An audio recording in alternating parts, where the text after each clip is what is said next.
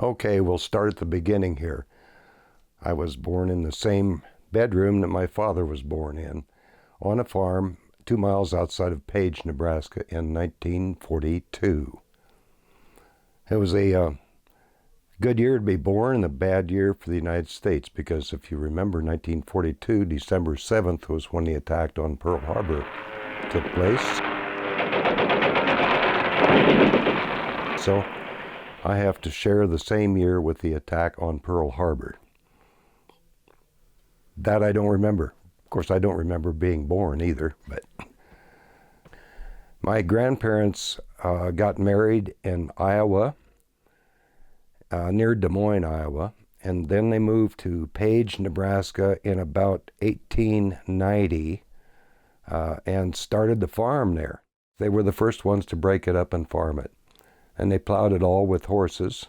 My dad was the youngest of 9 children, and so my father and mother stayed home, lived with my grandparents, and took care of them and did the farming.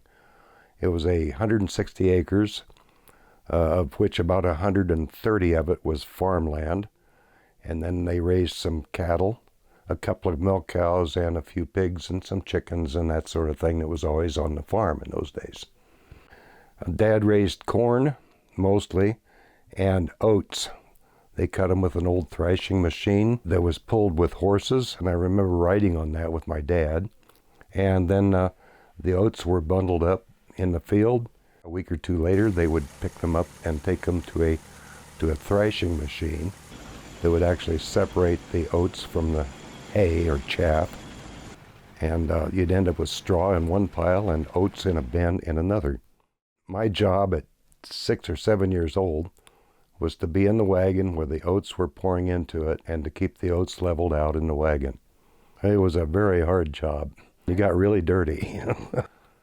My dad bought a tractor in 1944. He bought a John Deere B tractor, and I do know that he paid $700 for it. So I went to first and second grade in Page, a small town of about 250 people. They had a brick 2-story building, and first grade through 8th grade was on the bottom floors, and high school was on the top floors. The playground was out front. I remember being out there playing on a slippery slide and they have a nice little playground there. March 1st of 1949, my parents had bought a ranch, which was only a quarter section of land, at Chambers, Nebraska, about 5 miles north of Chambers and about 35 miles away from Page. I do not know the exact number that Mom and Dad paid for the first quarter section of land, but it was either $35 or $38 an acre. On our original ranch, the trees to our left, which are mostly dead now, were the trees next to our house. Our house was located just past this big tree. It was kind of in between all those little trees. We moved there in 1949, and that was the year that they had the remarkable blizzard in north central Nebraska that left everyone snowbound for months and months. I did not go to school from about the 27th or 28th of November until late February, about a week or so before we moved. There was no getting to town. The roads were blocked so bad that equipment in that area could not open them. So the Army was sent in to open roads, and they brought caterpillars and big rotary snowplows. And we can remember, and we took pictures of the caterpillars on top of snowdrifts, pushing it down to the rotary snowplows, which were blowing it back out of the roads. When we moved to Chambers, we loaded everything in a truck and made several trips to Chambers, and we offloaded it at my Uncle Ray Hoffman's house. How far was that away from you? Which was 3 miles from our final destination of our ranch. For that little 3-mile trek, we spent 2 or 3 days hauling all of our stuff with a team of horses and a wagon across country because the roads there were also blocked. And our cattle, we just drove them. There was only 4 or 5 head of cattle, and we drove them along with us. They willingly followed us because we had some hay in the wagon for them, so they liked that. Anyway, we got moved in, and we had no electricity and no running water in that house until I was a senior in high school. The snow started melting, and then everything was flooded all over. We did not have floods at our house, but a lot of our land was underwater. We had ranch land there. We did not farm it, so we ran cattle and kept increasing the size of the herd. And we put up hay and either fed our hay, or what was left that we didn't need, we sold for many, many years. We grew to about, I believe, 120 or 125 head of cattle when Dad finally, Mom and Dad sold the place. After the move to Chambers, life on the ranch was, as I remember it right now, really great, but it was real tough at the time. I went to school in a one-room schoolhouse with 9 other kids. We had a coal stove in the schoolhouse, no electricity. And so a year or so later, they updated the school. We got rid of the coal stove, and they bought a kerosene stove, which was nice because it had a thermostat on it, and you could keep the temperature pretty much the same. We would go outside in the morning before school and take turns pumping water with a hand pump outside. We would pump water even when it was really cold and bring it into the schoolhouse in a bucket and pour it into a big crock. And out of that, there was a dipper, and everybody drank out of the dipper from that same crock. And then we had a little thing to wash our hands in, too, after we played. Strangely enough, even though we all drank from the same dipper, there was very little sickness in school. People were very healthy and hearty. We ate good, and everybody got good night's sleep every night. So I think that was a healthy way to live. We didn't have any fertilized crops. They were all natural born and naturally raised, and the gardens were really hand planted and picked. Everybody had their own garden. We canned a lot of food. By that I mean we put it into quart or pint, usually quart jars, and using a lot of heat on the stove. And Mom knew exactly how to can everything. We canned corn, peas, beans, just about everything but strawberries and watermelons. Probably would have done that, but we couldn't get the watermelon in the jar. You might find it interesting to know that our kitchen consisted of a kerosene stove. First, a wood stove, and then we updated and got a kerosene stove.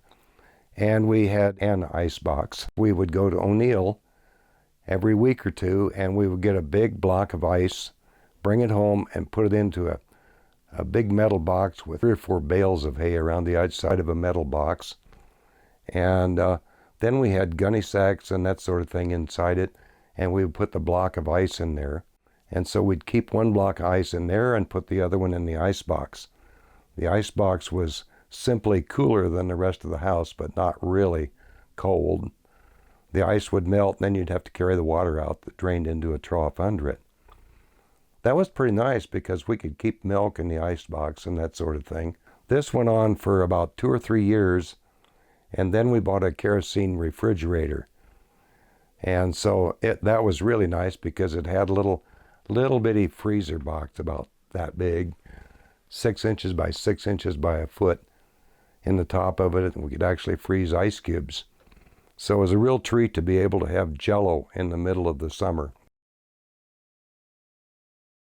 The average day during the summer was to get up, milk cows, feed our calves, and we'd separate the milk, keep the cream, and sell the cream every Wednesday and Saturday. We would take it to town and sell it. That and a bunch of eggs from our chickens. And that cream and egg money was enough to buy whatever groceries we needed and gasoline for the cars and the tractor and such as that. In the morning after milking cows, in the summer we would go out to the hayfield and cut hay. In the afternoons we would stack the hay that had been cut the previous day. And that was all done by hand. We would mow the hay and then rake it with a team of horses pulling a rake. Mom usually did the raking. After I was 10 or 11 years old, I would do the mowing. And Dad would finish up chores and such as that, and then come out to the hayfield and take over and mow more hay. Then we would change equipment from a mower to what we called a hay sweep, and that was on the back of the tractor.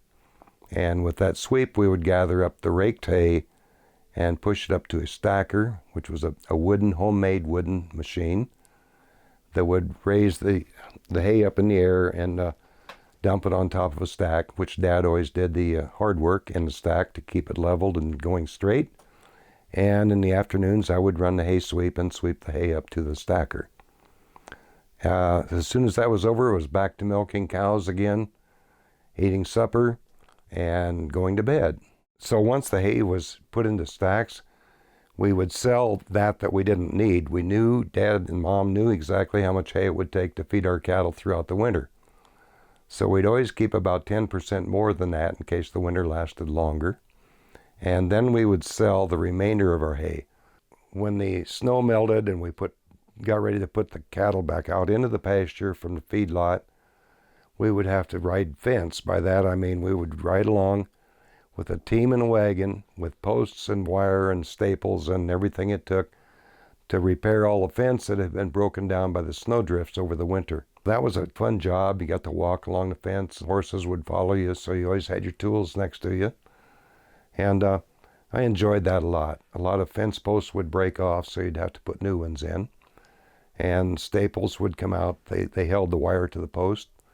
So it would be Dad and myself and my dog and our horses, and we just enjoyed a nice day out every day for a week or two. And then the fences were all mended, the grass was growing, and we'd turn the cows out into it. When I was a real young kid, we had a dog named Curly. They tell me that I learned to walk by holding onto the back of Curly and walking alongside him, and he would watch me and walk real careful with me. Then later on, when we moved to Chambers, we had cattle dogs, and they were always a crossbreed, whatever we could get a hold of. But we had 3 dogs during my lifetime on the ranch. Each one of them I won't say any one was better than the others, but they were all really good. I spent my days with them when I didn't have anything to do. It was usually my dog and myself, and later on my rifle, and we'd go out hunting and shooting and having a good time. The dog was always with me. I didn't have any siblings, and so that was kind of nice having a pet like that. I also had a pet squirrel. His name was Rocky. We named him after Rocky Marciano, the famous boxer. Others broke when cut or dropped. Rocky grew stronger. He fought with fury, finished with respect. Boxing's gentleman. Undefeated, 49 wins, 43 knockouts. Rocky Marciano, perfect record, eternal legend. And we got him and his little brother from a nest that had blown out of a tree. Actually, the whole tree blew over. And the mother had disappeared, so we took him inside and fed him with a little doll baby bottle. Mom made a mixture of milk, and I remember milk and sugar and something else she put into it. But Rocky survived, and therefore, because he was a fighter, we called him Rocky. He grew up, and we had him for 3 years. He was outside. We could call him. He would come jump on my shoulder or my dad's shoulder. You could holler, "Here, Rocky, come here, Rocky," and he would come to you. And then you could go like that. And that's squirrel talk for "have a nice day," I guess, because he seemed to talk back the same way. He grew up, and like my parents explained to me, he got married, and then they had babies, in that order. And Rocky would come down the tree and still jump on my shoulder and ride around and such as that, but his wife never would get more than about 6 feet from us. He used to also ride around on my shoulder. We'd milk cows, and he would actually jump on top of the cows from one cow to the other. We had a cat and my dog, and our cat, dog, and Rocky were all friends. We had cattle on the ranch, and we started out with very few, and they were milk cows.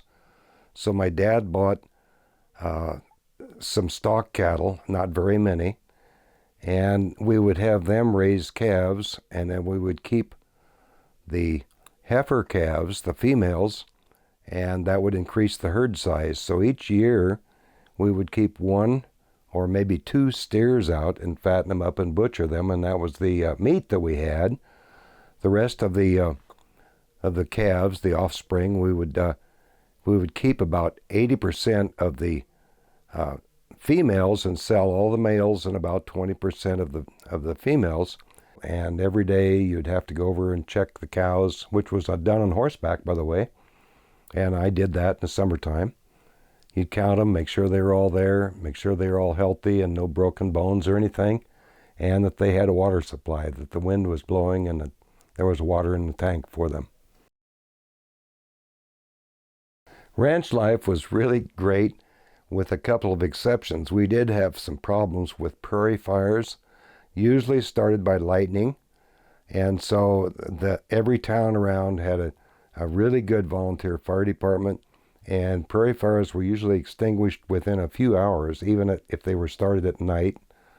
Everybody got the word and everybody turned out, and they'd end up with pickups full of cream cans and anything that would hold water in the back of it, and everybody would take pitchforks and gunny sacks and dip them in water. Actually go up to the base of the fire on the prairie. You could walk up there and start slushing water around and putting the fire out. Sometimes it was miles wide by the time you got to it, but a lot of people showed up. And then the fire trucks would usually have spray nozzles on them. They would have their own supply of water, and they would drive along and spray the leading edge of the fire. So they were put out pretty fast. I have a tornado story. I have a lot of experiences with them. I've seen 5 and I was in 1, and that's too many. When storms come up there, you would go outside and watch, and as lightning struck, you could see clouds that could produce a tornado, and if you saw a wall cloud, you hit for the cave and stayed in there until it was over with. So we didn't have any warning system like they have now, no radar coverage. No electricity, so we had no television. We did have a battery-powered radio, but the stations were a long ways away. The one that hit our place was at night, about right at midnight, so you couldn't see it, but boy, it made a lot of noise. At the time we went to the basement, we were in there probably 15 minutes before it hit our place, but the weather was right for it. The clouds, the electricity was lots of lightning. And we were down there, and the house was shaking, and dust was coming off. We had flashlights going. And the house actually moved a few inches, but it didn't completely leave the foundation. Cracked a bunch of plaster in the house. It did not break any windows out. The next morning, we got out of bed at daylight, as always. The tornado that struck our place took out about a block, maybe 2 blocks of big cottonwood trees, and spared our barn, but it did destroy almost every other building we had. And by that I mean it looked like they'd been exploded. And amazingly enough, right in the middle of our building spot was a 60-foot tall windmill that we used to pump water with. The night before, which was customary, we left a 5-gallon bucket hanging on the spout of the windmill, empty, and it was still there the next morning.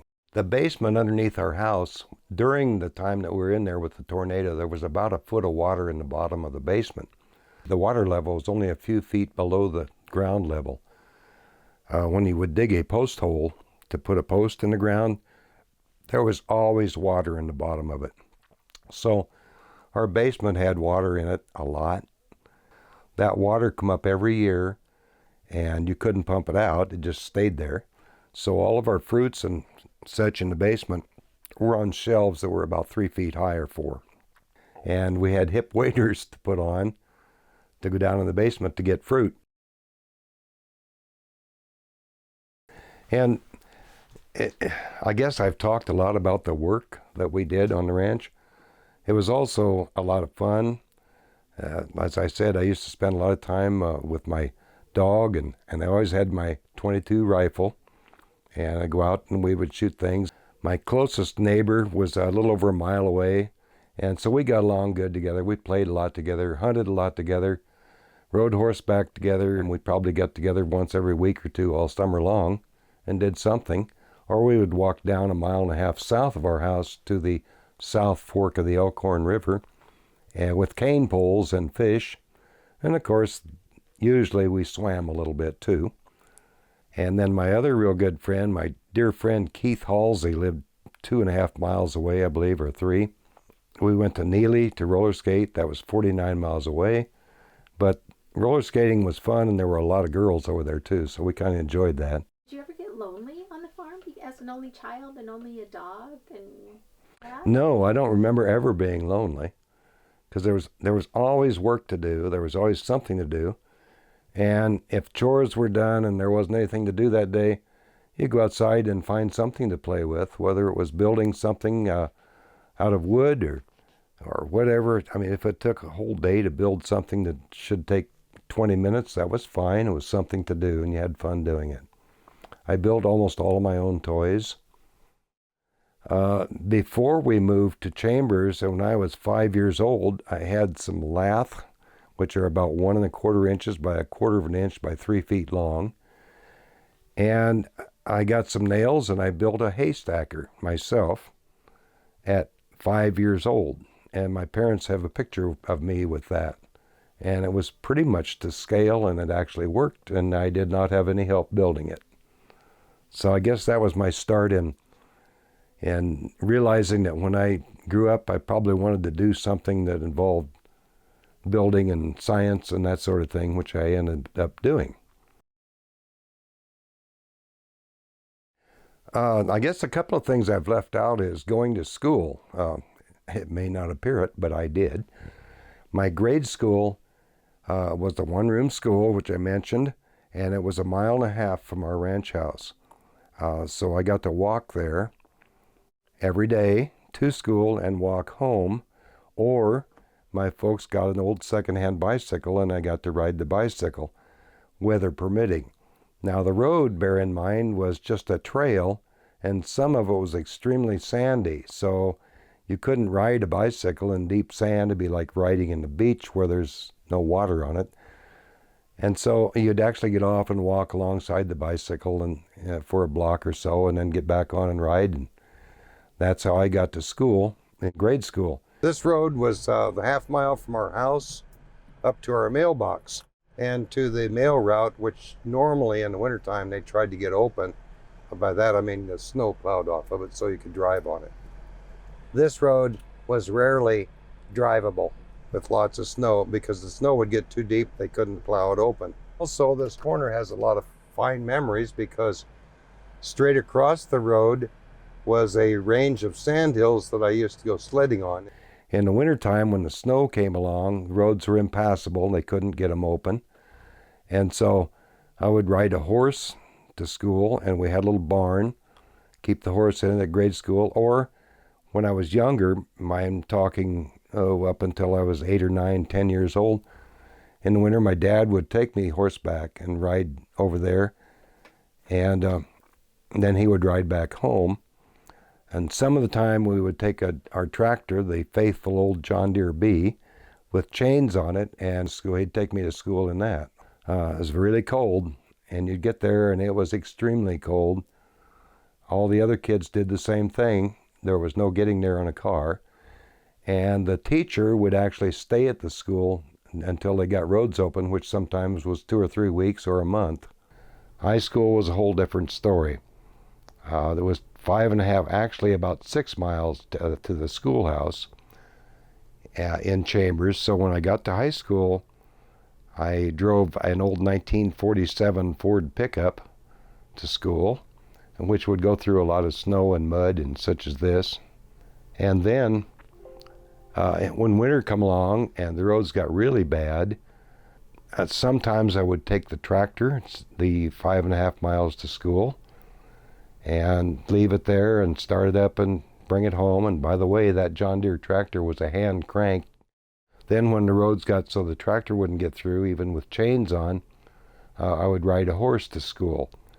And that was in the morning. We'd get done with chores, saddle up the horse, and head to school across country. we had to cross a bridge to get across the South Fork of the Elkhorn River. So that was one point you always had to stay on the road. Once I got to school, we had made arrangements with a fellow that lived a block away from the schoolhouse and had a barn. I would ride the horse in there, take the bridle off, put a halter on it, loosen the saddle, and tie the horse up, and it would be there waiting for me when I got off school, and ride the horse back home at night. That took about almost an hour to get to school, and it always took less time to get home because horses like to be back in their home barn, and you didn't even have to guide them or anything. They would go home on his own. And always he'd run a little faster or walk a little faster than he did going to school. When I was going to high school, we didn't really have time to participate in sports such as baseball. No, I'll take that back. We didn't have a baseball team. They had a basketball and a football team and a track team. Basketball and football I couldn't participate in because that was after school, and I had to be home to milk cows and do chores, so I was unable to do that. I did, however, run in track in high school, and I guess that's one of my fond memories of high school was I was pretty good in track. I had my high school conference track record for the 880 yard, which is roughly 800 meters.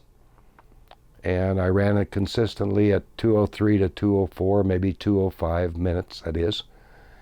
And my fastest time was 2 minutes flat, which got me the track record, and that was in 1958. I'm 6'2", and I was very good in the 880. I was horrible in the 100-yard dash. I could always finish last. And the quarter mile, sometimes I wasn't last. In the half mile, I was always first. And in the mile, I didn't have enough wind to run it, so I just couldn't run the mile. I had the lead male part in our junior class play, and I had the lead part in our senior class play. And I think the senior class play was called Grandpa Goes Home. The only thing I can really remember is I had to shave in that, and so I had shaving cream all over my face and smeared in my hair and everywhere else because it was a bad scene. And that's the only thing I remember about that class play.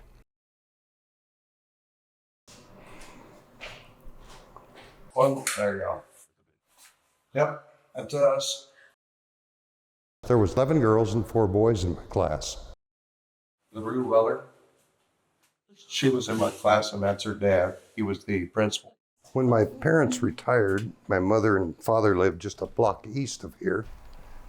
And my mom come over here and started cooking it.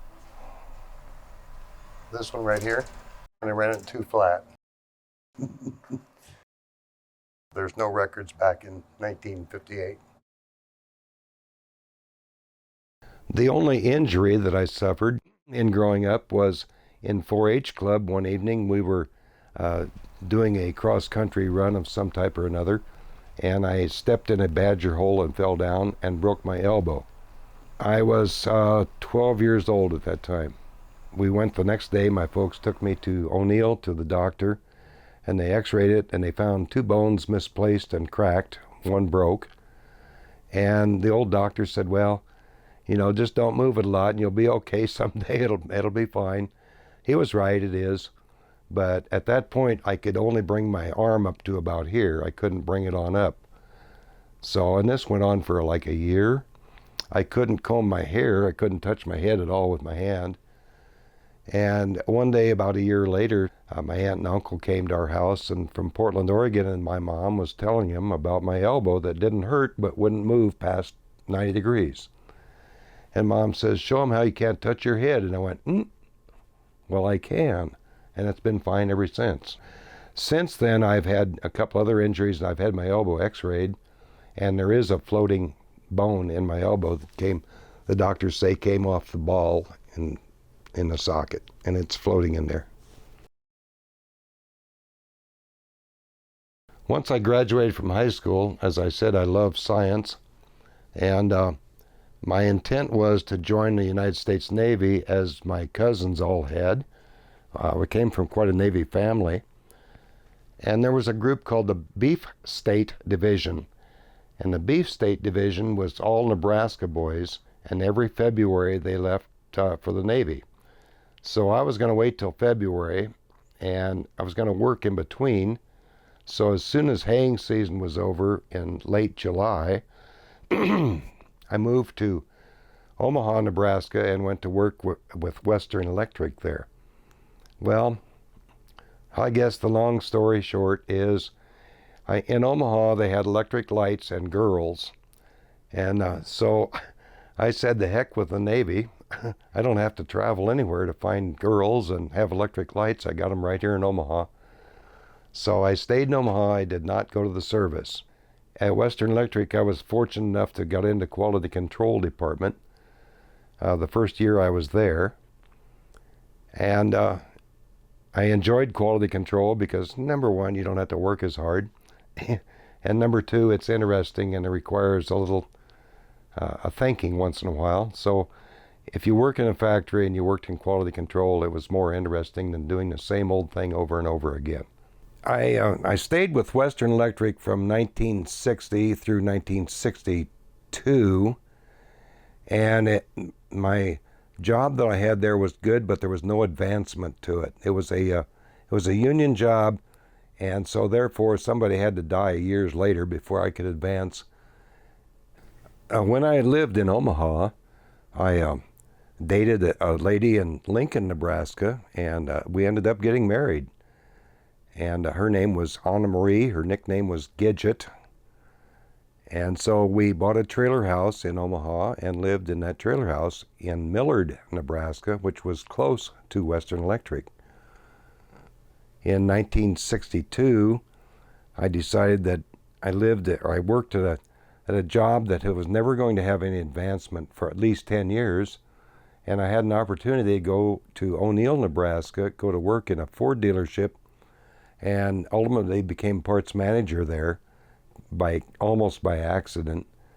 The parts manager that I went to work for was gone about a month after I took over, so they moved me into that position. We had 5 mechanics and a lot of people, a lot of customers, so I was extremely busy, but I found it very interesting and I really liked doing that work. But it was a little boring and there was no future in it either, and the promised wages increase that I was promised didn't occur until a year later when I went in and resigned, and then I was offered a pretty good bonus.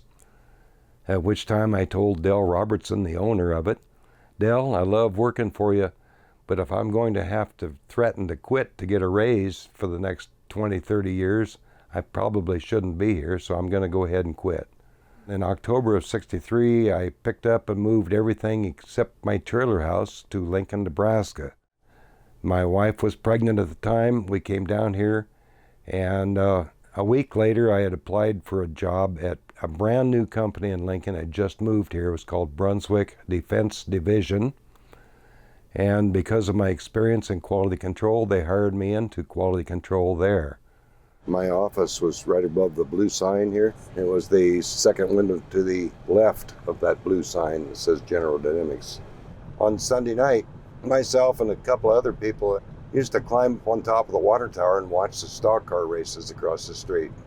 They were extremely busy and just starting out the plant with a brand new product, and that product was the rocket motor for the Polaris A3 missile, which was on board Polaris submarines.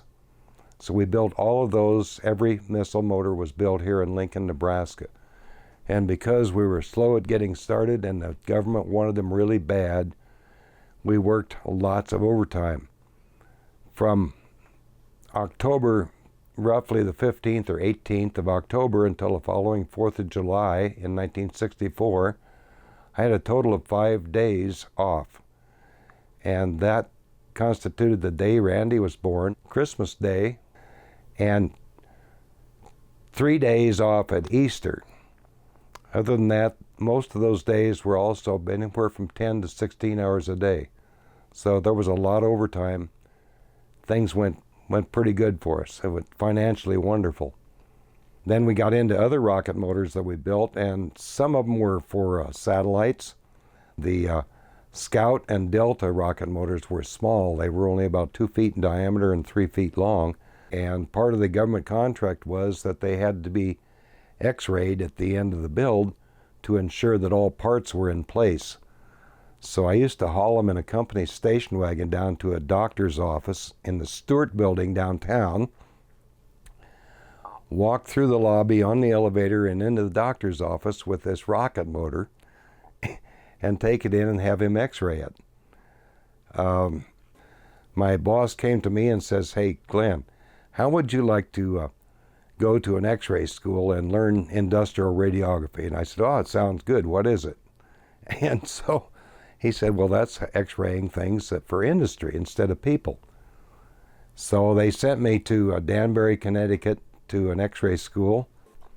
And I walked into the first day of class and was completely baffled by the terminology alone. And one word in particular I'll never forget. The instructor's name was Hank Wyckoff, and he kept talking about aluminium. And about halfway through the day, because I was too embarrassed to say, "What is aluminium?" I kind of figured out, him being Canadian, he was talking about aluminum. And anyway, long story short, I graduated from that x-ray school, came back to Lincoln, and my department head then, Bob, said, "Okay, we got to set up an x-ray facility here. You design it, get the equipment, and let's start x-raying our own rocket motors." Then I got involved in more non-destructive testing. I went to Bradley University for some courses there, the University of Nebraska in Omaha and the University of Nebraska in Lincoln, and ended up being a level 3 NDT engineer. And I also was elected president of ASNT, that's American Society of Non-Destructive Testing. And so I was elected president of that in 1987, I believe it was, and served 4 years there. November 30th of 63, our son Randy was born. And we had a 3rd floor walk-up apartment, which was kind of tough for a pregnant lady and kind of tough for a young family. We moved to another apartment, and that was on 70th and Aylesworth. The place that we moved into was a little concrete block house built behind another house and connected. When Randy was about 4 or 5 months old, I'll show you the first house that I bought in Lincoln, Nebraska. And I bought it in 1964. It was 6726 Garland Street, and I built that garage in the back. Myself and Barry Schwant built that garage in 2 days, Saturday and a Sunday. In 1978, Randy's mother and I decided that we would not be married anymore, so we got divorced. A little less than a year later, I met a really wonderful woman, and she and I started dating. And a year or so later, she and I got married. That was Roxanne. And Roxy and I are still happily married. We have a total of 6 kids. She had 5 children, and I had 1. And they are Randy, the oldest, and then Pat, her oldest son. Pat and Randy are 1 month apart. And next is our daughter, Teresa, and our son, Brent, and our twin sons, Mike and Mark. We have 12 grandchildren and currently have 13 great-grandchildren. And of those 13, the first 12 great-grandchildren were all girls. So now we have 1 boy great-grandchild. Since this interview, the family continues to grow. There are now 16 girls and 2 boys, a total of 18 great-grandchildren. Roxy and I had mutual friends, and we got together quite a bit with mutual friends. She and I did not care for each other for a year or 2. We tolerated each other and kind of, smiled and said hello, but we were not really friends. And so then I found out that she really was a pretty nice person, and she found out that I tried to be a nice person. And so one time a holiday come along, and I don't remember just what it was, and she said, "What are you doing?" I said, "I don't have any plans." And she said, "My mother and my aunt are coming down, and I'm frying chicken. You want to come over to my house and have chicken with us?" And I said, "Sure." So I went and had chicken with her, and we went back a week or so later with my buddies, which was Barry Schwant and Bob Pond and a couple of guys like that, Jim King. And they said, "Hey, did you go to Roxanne's house for chicken?" And I said, "Yeah, I did." And they said, "Well, how was it?" And I said, "I'll tell you this, she fixes chicken just like my mom did, and I'm going to marry her, I think."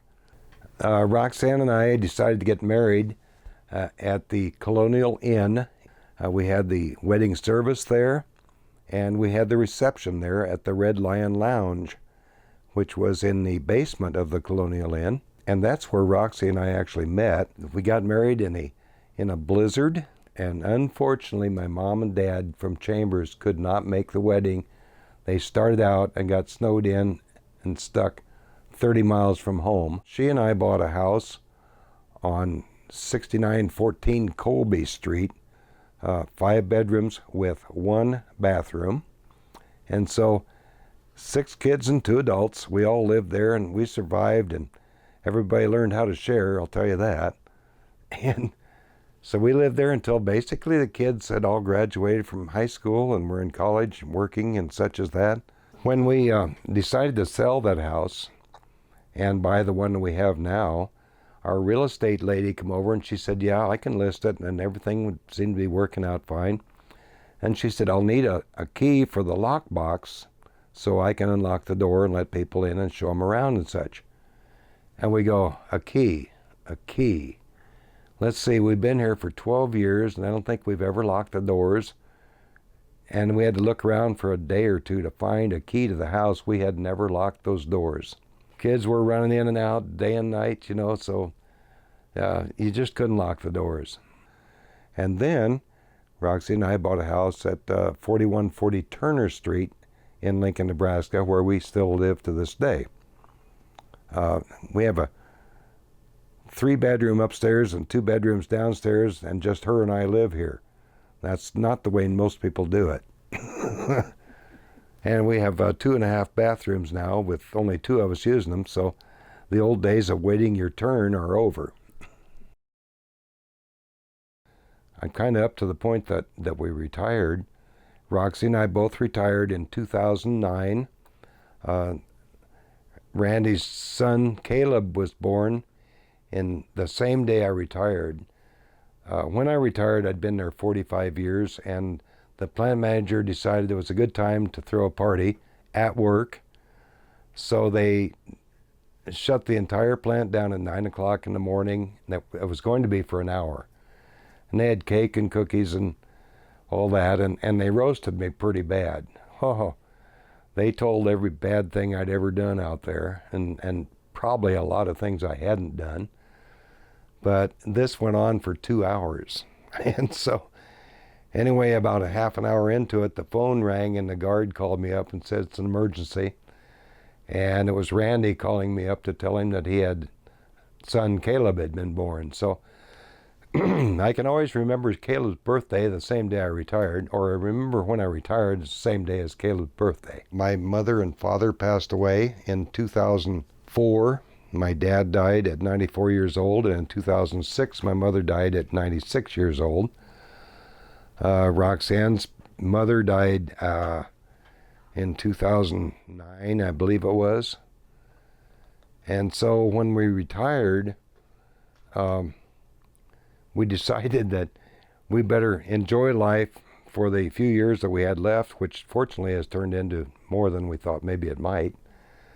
But we bought a home in Arizona, in Mesa, Arizona, to live in the winter. And we typically go to Arizona in late October and come back to Nebraska in May or June. My 2 favorite states are Arizona and Nebraska. Roxanne and I talk about that very often, that we've chosen the best 2 states in the United States to live. And I got to say this, I'd follow it with Wyoming is a pretty darn nice state too. We love it. I was just asked about all my bad habits. I never smoked a cigarette or drank any booze until I went to work at Western Electric. And there, everybody smoked and everybody drank.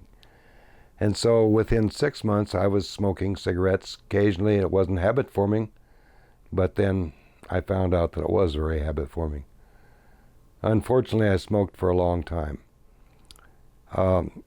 Drinking alcohol, I joined a bowling team at Western Electric, and lo and behold, they drank there too. I wasn't 21 at the time, but the proprietor of the bowling alley didn't really care as long as I paid for it. So, yeah, I'd have a beer once in a while, and I still like to drink beer. It's really good. It's good for me.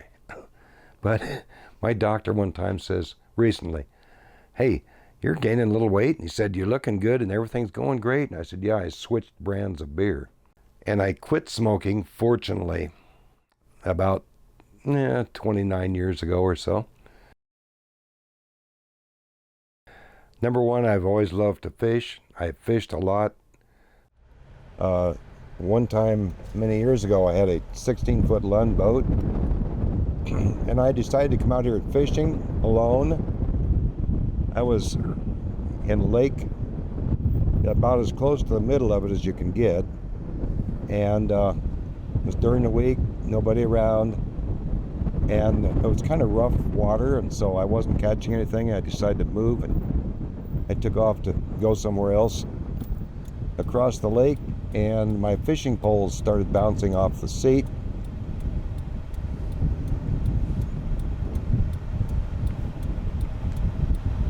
My fishing poles started bouncing off of the seat, and I reached to get them. My hand slipped off the motor control, and the motor took a hard left, I guess, and I went over the side of the boat without a life jacket on.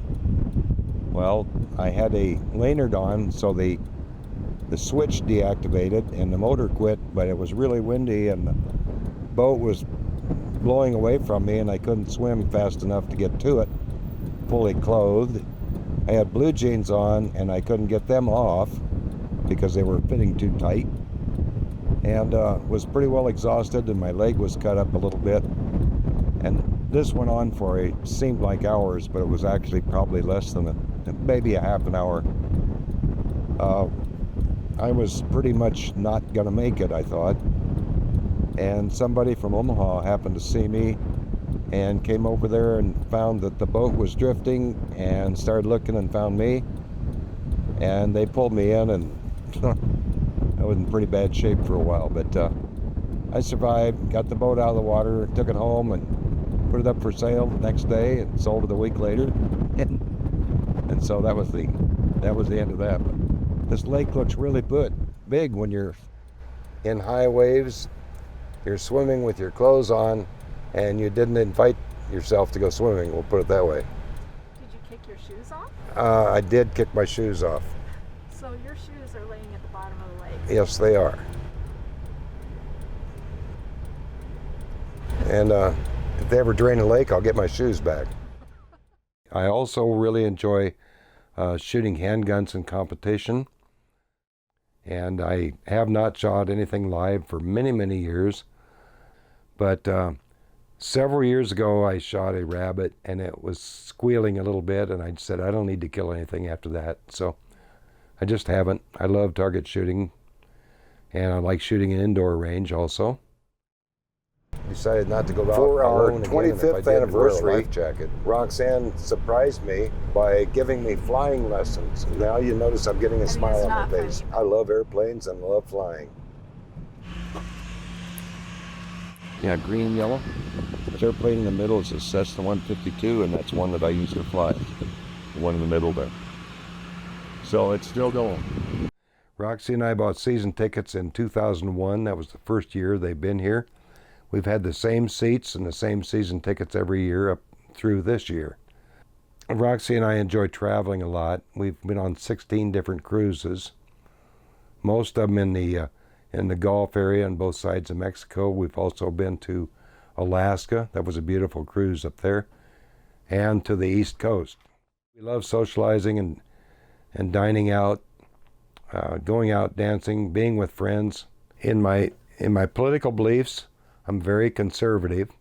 I'm into watching the news and reading the newspaper. I like to read anything about local events or events in the country that are interesting.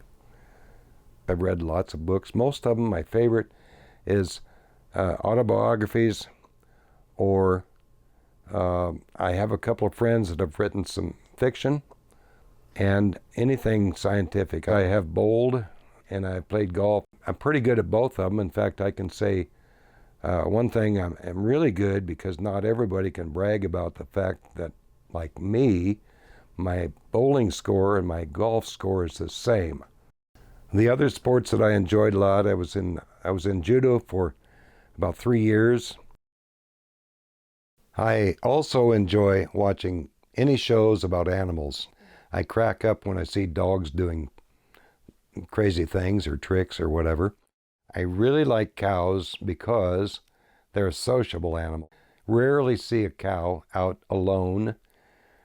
If there's 50 cows in a pasture, they'll be in a group because they do socialize.